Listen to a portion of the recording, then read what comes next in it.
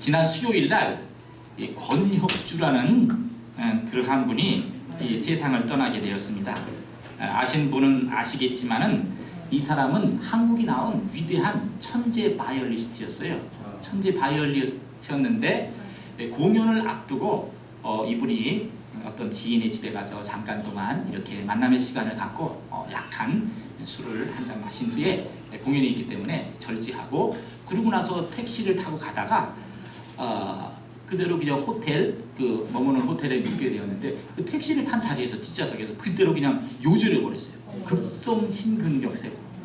그래갖고 택시 운전사가 쭉 가다가 이제 손님 이렇게 그 말씀하신 호텔에 다 왔습니다. 그러면서 뒤를 돌아다 보니까는 그분이 그냥 숨이 멎어진 채 그 자리에 앉아 있는 모습을 보게 되었어요. 그분이 3살 때 바이올린을 켜게 되었는데 얼마나 천재성이 탁월했냐면은 이 3살 때 바이올린을 손에 들려줬는데 6개월 만에 거의 뭐 바이올린을 5년, 10년 한 사람보다도 더 탁월하게 바이올린을 연주하는 것이었습니다. 그래서 어렸을 때부터 그런 천재성을 갖고 주변의 사람들이 장학금도 주고 후원을 줘가지고 이 세계적인 바이올리스트로 참 명성을 떨치면서 앞으로 차세대를 이끌어갈 수 있는 귀한 사람이었는데, 그냥 하나님께서 그냥 그 영혼을 데려가셨어요. 그래서 그분의 죽음을 보면서 참 안타까워했는데 토요일 날 연결식이 있었죠. 그래서 그 예술의 전당 고학찬 사장은 뭐라고 얘기를 했냐면, 한국음악영재 1세대 바이올리스트로 국내 클래식을 이끌어갈 젊은 거장 권혁주의 요절은 우리 예술계에도 큰 손실이라며 안타까운 마음을 전하면서 이 애도의 뜻을 표현했습니다. 왜냐하면 그분이 너무나도 탁월한 천재성을 갖고 있어가지고 예술의 전당에서도 이 공연을 할 때 수많은 사람들이 참 그 공연을 보면서 참 감동을 받고 했었거든요. 그런데 31살의 나이로 유죄를 말했습니다. 참 안타까운 일이죠. 근데 우리가 인생을 살다 보면은 우리가 올 때는 순서가 있지만은 갈 때는 참 순서가 없는 것이 특징이라고 할 수가 있습니다. 그런 말이 있죠. 호랑이는 죽어서 가죽을 남기고 사람은 죽어서 뭐를 남긴다고요? 사람은 죽어서 이름을 남긴다. 여러분, 우리가 이 세상을 뭐 31살에 떠나든 아니면은 뭐 90살에 떠나든, 또 제가 가장 이렇게 장례식에 갔을 때 깜짝 놀라 분의 장례식을 참석했는데 103살까지 살으셨더라고요. 103살까지. 야, 그래가지고 제가 글로벌 선진학교에 있으면서 한 7번의 장례식을 갔는데 그 중에 5분이 93살, 89살, 103살, 뭐 95 이렇게 돌아가신 거예요. 그래갖고 60 미만은 딱 2사람, 5분은 다들 거의 뭐 80, 90, 100에 돌아가는 거예요. 야, 그래가지고 야, 지금 뭐 100세 시대, 100세 시대 그러는데 이게 괜한 소리가 아니구나. 이제는 웬만큼 자기 관리를 잘하고 이렇게 하게 되면은 거의 뭐 90세, 100세를 건강하게 사는 모습을 볼 수가 있습니다. 여러분, 90을 살든 100세를 살든 31살에 요절하든 중요한 것은 무엇이냐면은 인생의 길이가 아니라 과연 내가 어떤 삶을 살았느냐, 무엇을 남기고 이 세상을 떠나느냐, 그것이 더 중요한 줄로 믿습니다. 여러분, 사람은 이름을 남긴다는 그 말은 무엇입니까? 이 세상을 떠날 때 사람은 반드시 무엇인가를 남겨요. 우리 권혁주 이분이 참 음악의 천재성을 남겨두고 아쉬움을 남겨둔 채 떠나갔듯이 무엇인가 그 사람이 이 세상을 떠날 때는 무엇인가를 남기고 떠나갑니다. 근데 사람이 남기고 떠나가시는 것이 여러 개가 있는데 그 중에 첫 번째가 뭐냐면요, 따라합시다. 사회적 유산. 사회적 유산. 사람은 떠날 때 반드시 어떤 모습으로든지 사회적인 유산을 남기고 갑니다. 여러분, 지금 한국의 대통령이 누굽니까? 박근혜 대통령이죠. 박근혜 대통령인데 만약에 그분이 박정희라는 그 아버님의 사회적인 유산이 없었다면은 그분이 대통령이 되겠습니까? 그분의 아버지가 만약에 길거리에 청소를 하는 환경미화원이었다라면은 박근혜 그 사람은 절대로 우리나라에서 대통령이 되지 못했을 거예요. 근데 어찌됐든 이 박근혜의 아버님은 박정희 대통령으로서 우리나라를 가난의 굴레에서 벗어나게 한, 그러나 우리나라의 경제를 일으킨 그러한 위대한 그 유산을 남겨주고 또한 사회적인 그런 명성을 남겨줬기 때문에 그 아버님을 딛고 바로 박근혜 대통령이 될 수 있었는 줄로 믿습니다. 아멘. 여러분, 사회적인 유산이라는 것은 그런 거예요. 예를 들어서 박근혜 대통령 그럼 그것이가 박정희 대통령 그러면서 그분을 지지하고 따랐던 사람들이 알게 모르게 박근혜 대통령을 지지를 합니다. 근데 예를 들어서 나의 아버지가 이렇게 조국을 일본에다 갖다 바친 팔아먹은 그러한 이완용이라는 사람이었다면 제가 사회생활하는 게 참으로 곤란했을 거예요. 어디를 가서 무엇을 부탁하든 간에 아이고 네 아버지는 그 나라 팔아먹은 사람이 아니냐? 그러면서 그 질시와 그 이렇게 참 안 좋은 눈초리 이런 것들을 받아가면서 사회생활하기 얼마나 힘들겠습니까? 여러분, 지금 갈수록 세상은 무엇이냐면 이 사회적인 유산을 굉장히 중요시 여기는 그러한 사회를 우리가 살고 있어요. 여러분, 미국의 그 마크 주커버그라는 사람이 있는데요. 이 사람이 하버드 대학교 2학년 때 이 하버드 학생들이 많고 그런데 서로가 이렇게 모르고 지내는 것이 참 안타깝다. 그래서 서로를 좀 알면서 얼굴도 좀 이렇게 알고 서로의 어떤 프로파일도 좀 공유하고 그러면 얼마나 좋을까. 그러면서 만든 것이 무엇이냐면 페이스북이라는 프로그램을 만들었어요. 그 대학교 2학년 때 하버드를 다니다가 그러면서 하버드의 그 프로그램을 만들어가지고 이렇게 서로가 사진도 올리고 프로파일도 공유하고 정보도 나누고 그러니까 그 프로그램이 너무 좋은 거예요. 그러니까 막 예대 애들도 들어오고 보스턴 애들도 들어오고 그 동부에 있는 아이들이 막 10개 학교 아이들이 막 쑥쑥쑥 들어오고 그러더니만 그 웹사이트가 오픈한 지 1년 만에 막 수십만 명의 아이들이 막 들어오는 거야, 학생들이. 그러니까 마크 주커버그가 야 이거 뭐 사람들이 이렇게 소셜 네트워크가 되니까는 이거 차라리 그냥 학교 때려치고 회사를 차려야 되겠다. 그리고 자기 친구랑 만든 것이 페이스북이에요.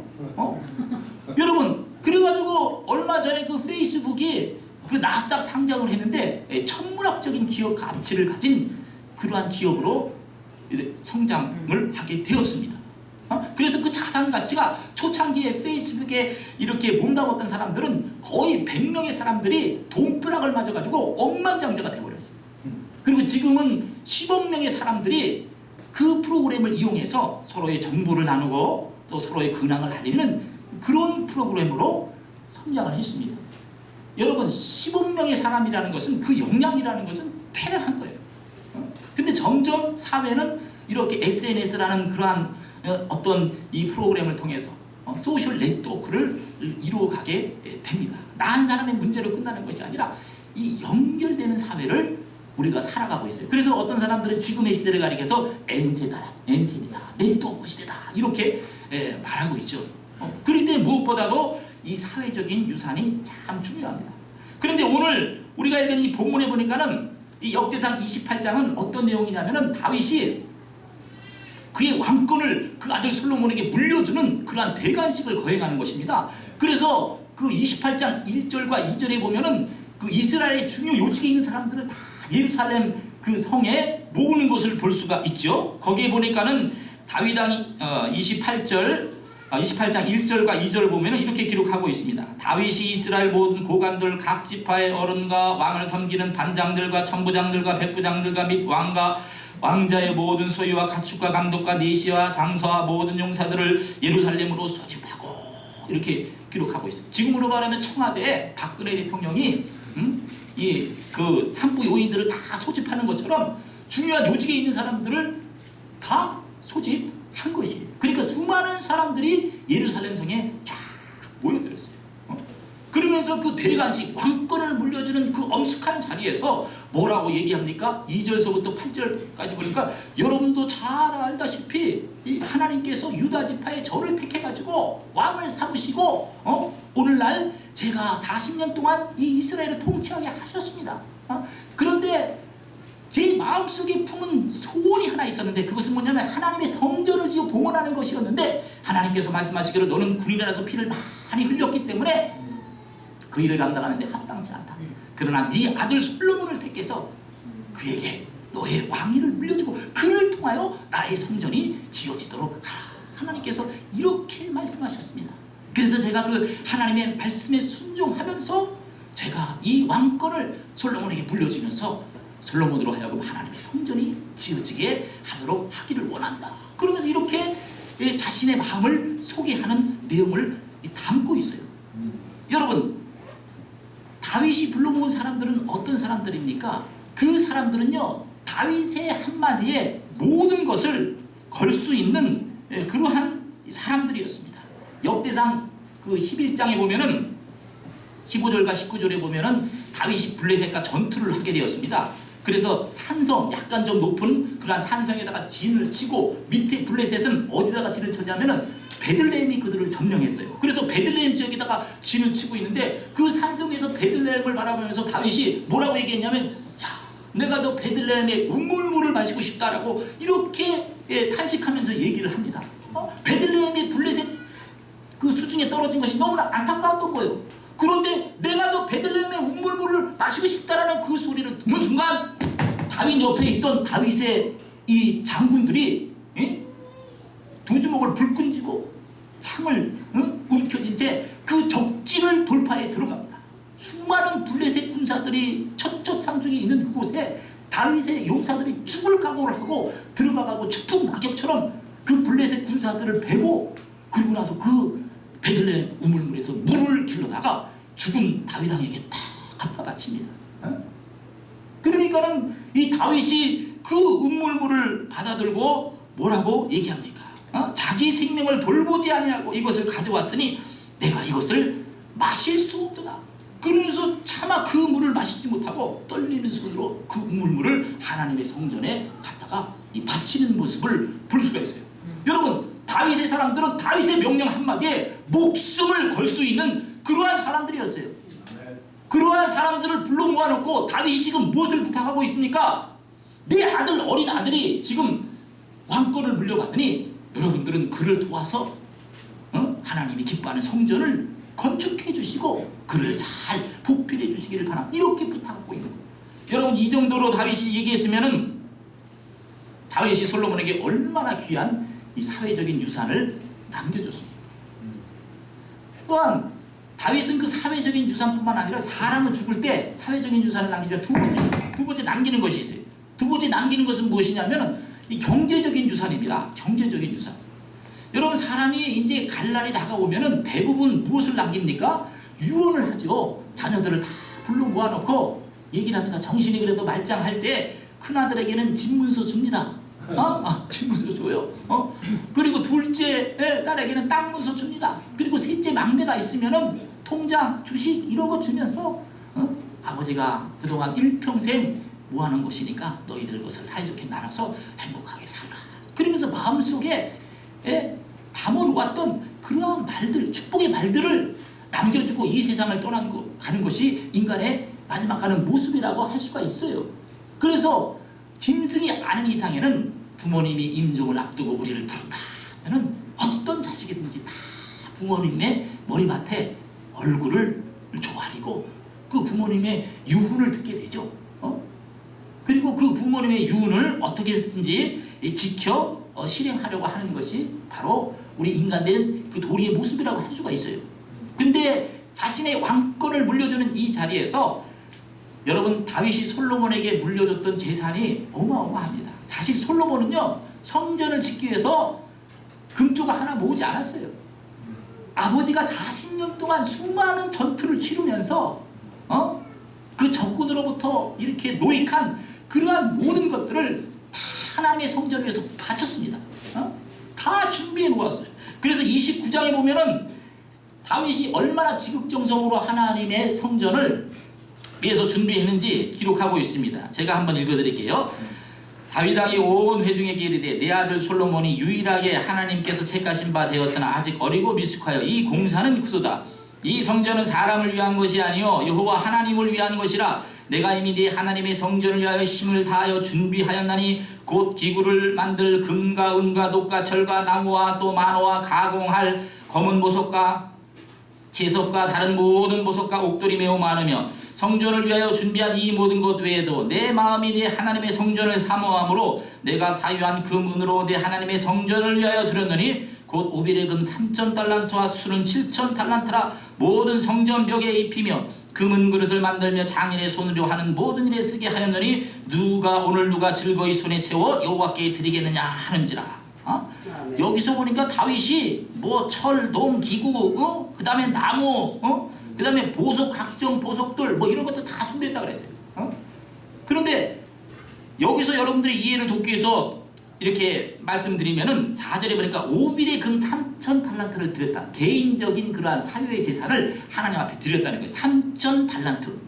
여러분 이 달란트라는 것이 달란트 비유도 있고 그러는데 여러분 잘 아시겠지만은 한 달란트가 우리나라 도량용으로 계산하잖아요. 보면 35.9kg 정도 돼요. 35kg 정도. 대략. 달란트가 약간 시대마다 그 달란트의 무게가 다르곤 했는데 대충 평균적으로 보면 35kg 정도 되는 것입니다. 그러니까 제 몸매가 약간 70kg가 좀 넘어가는데 저를 달란트로 계산하잖아요. 2달란트 정도 되는 거예요. 2달란트. 아, 최천식 목사는 2달란트다. 이렇게 하면 돼. 우리 노양모 목사님은 1.5달란트. 뭐 이 정도. 그런데 2달란트 되는 거예요. 저게 2달란트. 그런데 오빌의 금 3,000달란트를 드렸다 그랬어요. 3,000달란트.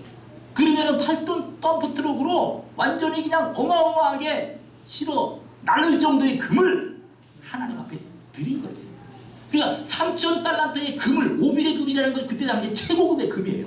승도 100% 최고급의 금을 오빌의 금이라고 쳤는데 이것을 3,000달란트를 드렸으니까는 여러분 솔로몬이 성전을 질 때 아버지가 그렇게 많은 재산을 물려줬기 때문에 솔로몬 성전을 그냥 이렇게 금으로 도금할 수 있었던 거예요.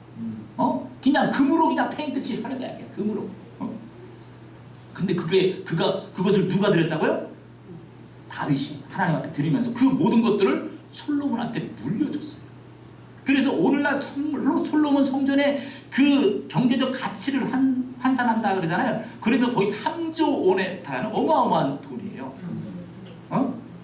근데 그런 것들을, 그런 경제적 유산을 바로 다윗은 물려줬던 거예요. 솔로몬에게. 이 정도면 얼마나 참 위대한 유산을 물려줬습니까? 그런데 다윗은 오늘날 이 대관식을 이렇게 행하는 이 자리에 있어서 솔로몬에게 마지막 유언을 남기게 됩니다. 유언을 남기게 되는데 그 유언의 내용이 무엇입니까? 우리 다 같이 한번 읽어보겠습니다. 9절 시작. 내 아들 솔로몬아, 너는 내 아버지의 하나님을 알고 온전한 마음과 기쁜 뜻으로 섬길지어다. 여호와께서는 모든 마음을 감찰하사 모든 의도를 아시나니 내가 만일 그를 찾으면 만날 것이요 만일 내가 그를 버리면 그가 너를 영원히 버리시리라. 여러분 마지막으로 다윗이 어린 솔로몬을 옆에 앉혀놓고 자신의 그 왕권을 그 아들에게 물려주면서 잔잔한 그러한 모습으로 솔로몬을 바라보면서 솔로몬에게 일평생 잊지 말아야 중요한 것을 말하고 있어요. 그게 무엇입니까? 내 아들 솔로몬아, 너는 내 아비의 하나님을 알고 온전한 마음과 기쁜 뜻으로 하나님을 섬기라. 여러분 이 다윗이 그렇게 어마어마한 경제적 유산을 물려주고 사회적 유산을 물려주면서 너 이 소셜 네트워크 잘 관리하고 재산 잘 관리해서 하나님의 성전 잘 지어 이렇게 말하지 않았어요. 이 가장 중요한 순간에 왕권을 물려주고 자신의 모든 것을 물려주는 이 순간에 가장 마음속에 담고 있었던 그 아들이 평생 잊지 말아야 할 중요한 메시지를 전하는 이 자리에서 뭐라고 얘기합니까? 내 아들 솔로몬아, 너는 내 아비의 하나님을 알라 그랬어요. 하나님을 알라. 다윗은 그 아들에게 신앙적인 유산을 남겨주고 싶었던 것입니다. 믿습니까? 네. 여러분 물질적인 유산은요 잘못하면 그냥 어느 한순간 날아가 버릴 수 있어요. 소셜 네트워크 사회적 유산도 그냥 깨져버릴 수가 있습니다. 그러나 가장 중요한 것이 무엇인가를 생각할 때 다윗은 하나님을 아는 것이라고 지금 결론 내리고 그 아들 솔로몬에게 솔로몬아, 너는 일평생 살아가면서 하나님을 알라. 여러분 인간이 망하는 이유가 뭔지 아십니까? 인간이 망하는 가장 근본적인 이유는요 하나님을 모르기 때문에 망하는 거예요. 호세아서에 보면 호세아 6장 이 백성이 하나님을 아는 지식을 버렸기 때문에 망한다라고 그랬어요. 대한민국이 하나님을 아는 지식을 버릴 때 대한민국은 망하는 겁니다. 그런데 아무리 주변이 어렵고 힘들다 할지라도 하나님의 사람들이 기도하고 하나님을 붙들 때 하나님께서는 이 나라를 지켜주실 줄로 믿습니다. 그래서 호세아 선지자가 강력하게 이스라엘 백성들을 향해서 호소하는 게 무엇입니까? 우리가 여호와를 알자, 힘써 여호와를 알자. 그에 나오시면 새벽빛같이 일정한 비와 같이 땅을 적시는 늦은 비와 같이 우리에게 임함이로다. 여호와께서 우리를 치셨으나 다시 싸매어 주실 것이다. 아멘. 그러면서 하나님께 나아갈 것을 권고하고 있습니다. 여러분, 이 백성이 살 길도 마찬가지인 줄로 믿습니다. 우리의 살 길은요, 하나님을 찾는 거예요. 믿습니까? 그럴 때 이 백성에게 새로운 기회가 부어지고 새로운 축복의 역사가 나타날 줄로 믿습니다. 여러분, 다윗이 그 아들 솔로몬에게 가장 중요한 것이 하나님을 아는 지식이라고 그랬어요. 그런데 하나님을 소개할 때 다윗이 뭐라고 소개합니까? 여러분의 하나님은 어떤 하나님이십니까? 우리가 하나님을 시편에서 보면은 나의 힘이 되신 여호와여, 내가 주님을 사랑합니다. 사랑이 많으신 하나님, 좋으신 하나님, 구원의 산성이 되시고 구원의 뿔이 되신 하나님. 여러분, 시편을 읽어보면 다윗이 너무나도 다양한 모습으로 자신의 삶 속에서 만난 하나님을 노래하고 있는 것을 보게 됩니다. 그런데 자신의 왕권을 물려주는 가장 중요한 이 자리에서 사랑의 하나님을 알아라, 평화의 하나님을 알아라, 능력의 하나님을 알아라, 이렇게 표현하지 않았어요. 뭐라고 얘기합니까? 내 아들 솔로몬아, 너는 내 아비의 하나님을 알아라, 이렇게 얘기해요. 다윗이 일평생 경험한 그 하나님, 사망의 음침한 골짜에서 그를 지켜주시고 머리에 기름을 바르시고 모든 환경 가운데 잔이 넘치게 하신 그 하나님, 다윗이 설사 범죄하고 넘어졌다 할지라도 무한한 사랑으로 용서하시고 다윗을 일으켜 세우신 하나님, 골리앗 앞에서 당당한 모습으로 나갈 때 그 거의 골리앗, 불가능할 것 같은 골리앗을 무너뜨리게 하신 그 하나님, 광야에 그러한 쓰라린 생활을 할 때 옆에서 위로해 주시고 격려해 주시고 좌절에 앉아 도와주신 그 하나님, 일평생 경험한 그 하나님의 은혜가 너무나도 컸기에 다윗은 그 아들 솔로몬에게 내 아들 솔로몬아, 너는 내 아비의 하나님을 알라, 이렇게 얘기했던 거예요. 여러분들이 여러분들의 자식에게 보여줄 수 있는 하나님, 여러분들의 자식에게 들려줄 수 있는 하나님은 어떤 하나님이십니까? 저는 우리 노양로 목사님 만나서 이렇게 참 여행을 하면서 서로가 간증하는 가운데, 노 목사님이 참 자식 농사에 참 성공하셨구나. 자식들이 참 신앙 안에서 아버님을 공경하고 따르고 또 이렇게 아버님의 교회를 섬기고, 이런 것들이 참 단순한 것 같지만 굉장히 귀한 모습. 할렐루야. 아멘. 아버지의 신앙을 그 아들에게 전수해 줄 수 있으면은 그것처럼 신앙적으로 영광된 것이 없는 거예요. 그런데 오늘날 많은 경우에 보면은 대부분 믿음의 자녀들이 곁길로 가고 잘못된 길로 가는 경우들이 참으로 많은 것들을 볼 수 있어요. 보면은 교회에서는 장로님이야, 권사님이야, 존경받는 사람이야. 그런데 아침에 밥 먹을 때 보면은 그 아버지가 우리 교회 목사가 뭐 어떻고 저떻고 막 그러면서, 엄마도 그렇고 존경받는 권사님이신데 교회에서는 밥 먹을 때 보면은 전혀 아니야. 목사님에 대해서 불평하고 원망하고 성도님들의 허물을 들춰내고, 그러니까 자녀들이 그 아버지 어머님의 모습을 보고 괴리감을 느끼는 거예요. 그래서 잘못된 길로 나가는 아이들이 너무나도 많은 경우를 보게 됩니다. 저분이 참 교회에서는 너무나도 막 겸손한 것 같고 막 훌륭하시고 존경받는 사람인데, 그러나 삶의 현장에 딱 가면은 자식을 속일 수는 없는 거예요. 자식을. 왜? 자식 앞에서는 모든 인격의 모습이 다 드러나니까. 여러분, 세상 사람들이 다 조롱하고 무시하고 멸시한다 할지라도 자신의 자녀들에게 존경받을 수 있는 사람이라면은 그분 훌륭한 인생 살은 분이에요. 그런데 많은 경우에 보면은 사회적으로 존경받고 막 이러는 사람들이 가정에 딱 들어가 보면은 아이들이 뒤틀린 인격을 갖게 돼요. 저희 학교에도, 글로벌 선진학교에도 한국 사회 상위 10%에 드는 아이들이 거의 옵니다. 거의 뭐 등록금이 뭐 200만원, 300만원 한 달에 그렇게 되니까는 웬만한 사람들은요 자식도 들여보내지도 못해요. 대부분 다 보면은 의사 아들만 150명이야. 뭐 회사, 근데 다 보면 장로님, 권사님 뭐 그려. 근데 아이들 만나서 얘기해보면은 이 아이들이 상처니까 뒤틀린 인격을 가진 아이들이 너무나 많은 거예요. 왜 그렇습니까? 가정에서 신앙교육이 안 돼 있는 거예요. 여러분, 우리는 담대하게 다윗처럼 내 아들 솔로몬아, 너는 내 아비 하나님을 알고 온전한 마음과 기쁜 뜻으로 하나님을 섬기라. 하나님을 아는 것이 첫째예요. 우리가 아무리 자식에게 사회적인 유산 물려주고 경제적인 유산 물려준다 할지라도 그 아들이 그 딸들이 하나님을 모른다 그러면 우리의 인생 실패인 거예요. 사실 영적으로 보면. 아니 뭐 금은보화를 물려든지 집을 물려든지 좋은 차를 물려든지 그 자녀들이 하나님을 모른다면 영적인 면에서 보면 그 사람의 인생 실패입니다. 그런데 우리가 힘들고 어렵고 세상 사람들이 보기에는 별볼이 없다 할지라도 우리 아들이 믿음 안에서 반듯하게 생활하고 두렵고 떨림으로 하나님을 섬길 수 있다면 그것이 우리의 인생을 참되고 가치 있게 하는 줄로 믿습니다. 그리고 자녀들에게 우리 가르쳐야 돼요. 얘들아, 하나님을 섬길 때 억지로 하지 말아라. 온전한 마음과 기쁜 뜻으로 하나님을 섬기라. 오늘 다윗이 오빌의 금 3,000달란트를 하나님 앞에 드리면서 뭐라고 얘기하냐? 오늘 누가 즐거이 손에 채워 여호와께 드리겠느냐? 즐거운 마음으로 드렸어요. 기쁨으로 죽지 않은 마음으로 드렸습니다. 그러니까는 거기에 있는 모든 사람들이 이에 모든 가문의 지도자들과 이스라엘 모든 지파의 지도자들과 천부장과 백부장과 왕과 사관이 다 즐거이 드렸다고 했어요. 네. 왕이 모범을 보이면서 자기의 사위의 오빌의 금 가장 좋은 그 3,000달란트를 드리면서 막 기뻐하고 즐거워하니까 그 부하들도 그렇게 하는 거예요. 여러분, 신앙생활은 축제인 줄 믿습니다. 신앙생활은 축제예요. 억지로 완전히 도살장에 끌려가는 소처럼 신앙생활 절대 하지 마세요. 그 산을 받지 않습니다.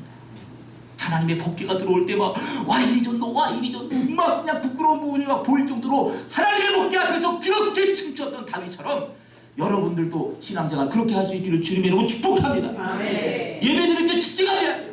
찬송을 부를 때도 막 축제가 돼야 됩니다. 저는 오늘 서울 우리 교회 와서 이게 찬양을 부르는데 이 교회는 뭐 이 작고 아담한 교회지만은 이 축제의 기쁨이 느껴지는 거예요. 영적인 온도가 막 뜨겁고 할렐루야 하나님께 영광의 박수 올립니다.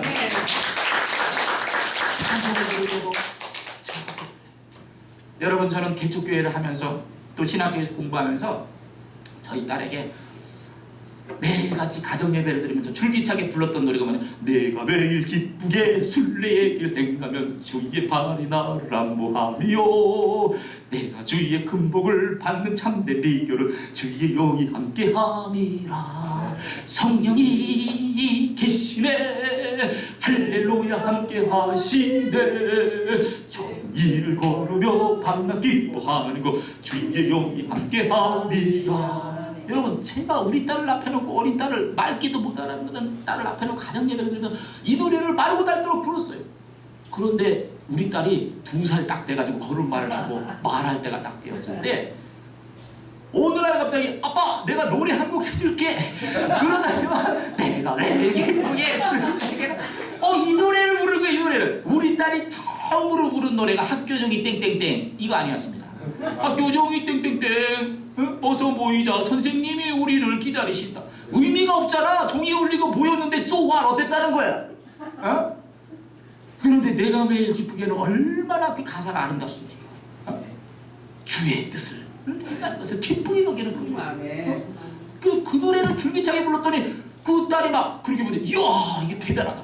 그래갖고 저희들이 막 기쁨 가운데서 그 딸의 첫 번째 노래를 녹음했던 기억이 있었어요. 녹음했던 기억이 있습니다.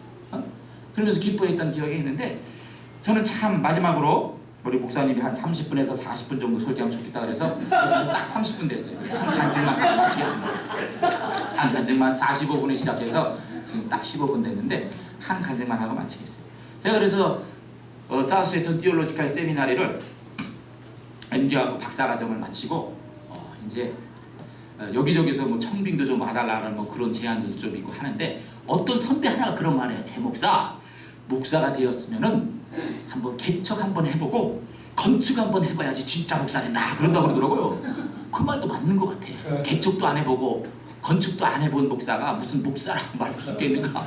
그래갖고 37살 때 뭐 그냥 뭐 하여튼 사우스웨스턴 세미나리도 나왔겠다 박사학위도 있겠다 뭐 거칠 게 없이 막 그렇게 느껴지는 거. 세상이 두렵지 않았어요. 그래서 한번 내가 개척 한번 해보리라 그러면서 오케이. 그래갖고 이제 그 로스앤젤레스 코리아타운 거기다가 이제 물대농산이라는 교회를 딱 깃발로 꽂고 개척을 시작했어요. 워러가든 베피스 물대농산 교회를 개척을 했는데 아주 시작은 용감했지만은 이 교회를 참 이끌어가는 것이 만만치가 않더라고요. 뭐 또 한 30명, 50명 정도 되면은 또 무슨 문제가 있어서 한 20명 뚝 나가고 또 뭐 하나가 이제 좀 뭐 한 5, 60명 되려고 그러면은 또 뭐 학군 때문에 뭐 목사님이 이사 가야 되겠어요. 이러면서 뭐 핵심 그냥 집사님들 뭐 한 5, 6분 열심히 훈련해가지고 1년 동안 키워놓으니까 우리 학군 때문에 이쪽으로 이사가고 저쪽으로 이사가고 또 그냥 한 30명으로 폭주하고 이게 막 그 5번, 6번 이렇게 계속 되니까요.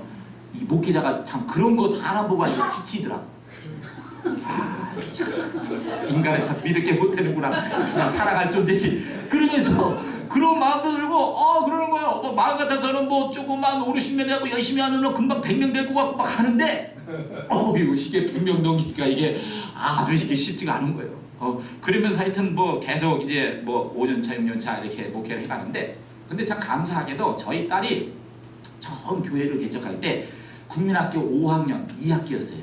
그래서 이제 달라스 포트에서 있다가 이제 웨이코로 갔다가 이제 거기 그 코리아타운에 갔는데 코리아타운은 주변이 뭐 학군이 별로 좋지 않습니다. 뭐 세상에서 뭐 작동단위 사람들 뭐 여기저기 여러 민족들이 막 와가지고 막 살기 때문에 굉장히 학군이 안 좋은 지역이었어요.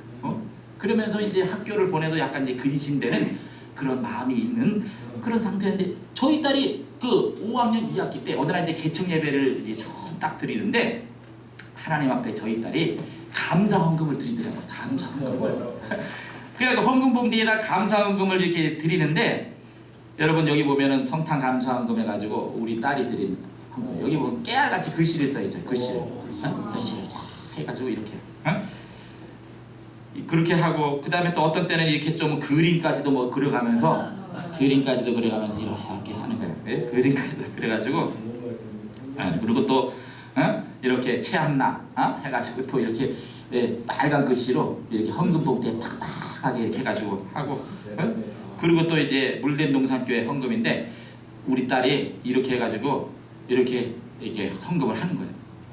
여기 있는 이 헌금 봉투가 우리 딸이 하나님 앞에 올려드린 감사의 내용이었어요.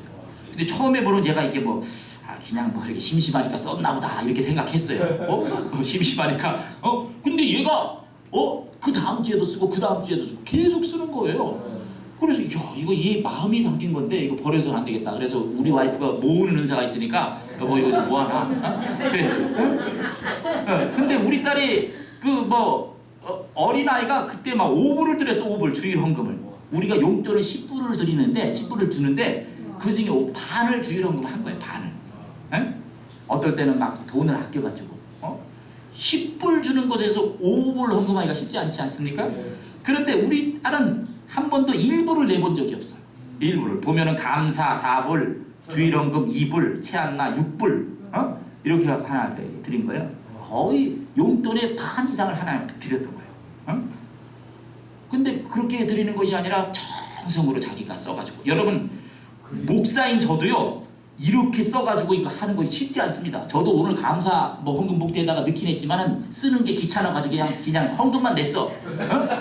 여러분 문장 하나 만드는 것이 쉽지 않아요. 문장 하나 만들려면 생각해야 되고요. 말은 그냥 그 생각 없이 짓거리면 나오지만은 여러분 문장은 안 그래요. 문장은 이게 집중해야 되고 마음이 정돈되고 생각이 정리됐을 때 완전한 센텐스가 나오는 것입니다. 그래서 적어도 이 정도의 문장을 쓰려면요 얘가 20분 30분을 집중해야 돼요. 하나님께 집중하고 그 다음에 자기의 소원을 아뢰고 하나님께 드린 거예요. 근데 얘가 1년 초등학교 때 그러더니만 또 중학교 가서도 그렇게 드리고 고등학교 때 가서도 놀랍게도 한 주도 빼놓지 않고 얘가 하나님 앞에 이런 기도 편지를 써서 드리는 거예요. 기도 편지를 써가지고. 그래서 제가 담임 목사지만은 어떤 때는 저희 딸이 그래요. 아빠 좀 성도들이 안 나가고 뭐 힘들고 그럴 때는 나를 1000명의 사람이라고 생각하고 말씀 전해. 그리고 내가 개척교회 할 때 뭐 20, 30명 이렇게 막 설교하다가 새로운 사람이 막 들어오잖아요. 그러면 제가 보통 막 이렇게 솔톤으로 막 하다가 갑자기 막 나톤으로 돼가지고 막 시톤으로 올라가는 거예요. 막 흥분해갖고. 여기 지금 뭐 새로운 집사님 오셨는데 목사님 막 흥분해갖고 너무 좋아하시잖아. 뭐 나는 가는 데지만은 뭐 여기서 잘 되니까라고 막 이런 거니까 제가 그게 하여튼 목회자의 마음이에요. 한 영혼이 오면 그렇게 기쁘고 즐거운 거예요. 그러니까 나를 천명으로 생각하고 모르죠. 그리고 사실 목회하면서 저를 가장 격려하고 힘을 줬던 그 성도가 있다면 우리 딸이에요. 그리고 우리 딸은 한 번도 졸아본 적이 없어. 이렇게 하나님 앞에 마음으로 준비하고 헌금을 했는데 어떻게 좋습니까? 내가 7년 동안 딸이랑 같이 한 번도 졸아본 적이 없고, 뒤돌아보면 우리 딸처럼 예배를 성공적으로 드리는 애가 없어요. 걔는 아빠가 이렇게 설교한 거 다 기록해. 그리고 몇 달 있다가 내가 비슷한 일 하면 아빠 3달 전에 그 비슷비슷한 일 했잖아. 완전 꼼짝 말아야 걔 때문에 다 그러니까 그래가지고 이제 다 기록하고 그렇게 말씀해요. 근데요, 그렇게 하나님 앞에 예배를 성공적으로 드리니까, 여러분 솔로몬이 왜 축복받습니까? 이 아버지에게 왕권을 물려받고 제일 먼저 솔로몬이 한 것이 무엇이에요? 1,000번제를 드리잖아요. 1,000번제. 1,000번제를 드렸을 때 하나님께서 꿈 가운데 나타나고, 솔로몬아, 내가 너에게 무엇을 해주기를 원하느냐? 하나님, 내가 하나님께서 참 저에게 맡겨주신 이 하나님의 백성들을 이끌어가는 데 있어서 지혜가 필요합니다. 하나님 지혜를 주세요. 하니까 하나님께서 말씀하시기를, 네가 네 자신을 위해서 명예도 구하지 않고 물질도 구하지 않고 지혜를 구하는 것이 합당하다. 그러면서 너의 일평생 동안 내가 너에게 부귀와 영광도 안겨주리라 하면서 솔로몬을 축복한 줄로 믿습니다. 근데 저희 딸이 딱 그랬어요. 개척교회를 하면서 힘들고 어려운 가운데서도 하나님 앞에 이렇게 예물 드리고 마음을 모아서 예배하고 기쁜 가운데 예배하고 이랬더니만은 얘가 고등학교 때 SAT 시험을 봤는데 2,400점이 만점이에요. 여기 서울에 수능 보는 것처럼 SAT를 보는데 미국에서 2,400점 만점에 2,350점을 맞았어요. 할렐루야. 2,350점을 맞아갖고 얘가 이제 보스턴 커뮤니케이션에서 방송인이 되기로 하는데, 이 보스턴에 4년 풀 장학생으로 가게 됩니다.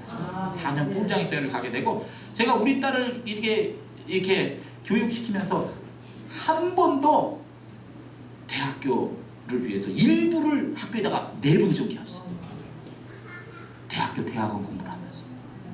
그래서 저희 딸이 그렇게 보스턴 나와가지고 풀 스칼라십 받고 공부하고 2년 반 만에 조기 졸업하고, 그 다음에 한국에 나와갖고 글로벌 선진학교에서 1년 영어교사로 있다가 연세대학교 고대대학교 학교에 했는데, 연세대학교에서 한 1년 동안 이렇게 대학원 과정을 마치고 미국에 가서 또 하나님께서 아이비리그 가운데 하나인 코넬 대학원에 들어가게 하셔서 졸업할 때도 코넬 대학원을 수석적으로 가게 하시고, 그리고 지금은 그 워싱턴 탑방송국에 들어가가지고 수백 대의 경쟁률을 뚫고 들어가 거기서 지금 방송인으로 일하고 있어요. 할렐루야. 그래가지고 우리 딸이 대학에 들어갔을 때 이 성경 봉투에 흔적이 있으니까 주변의 사람들이 우리 아들 어디 갔다 우리 딸 했다 그럴 때 제가 우리 딸에 대한 간증을 이렇게 했어요.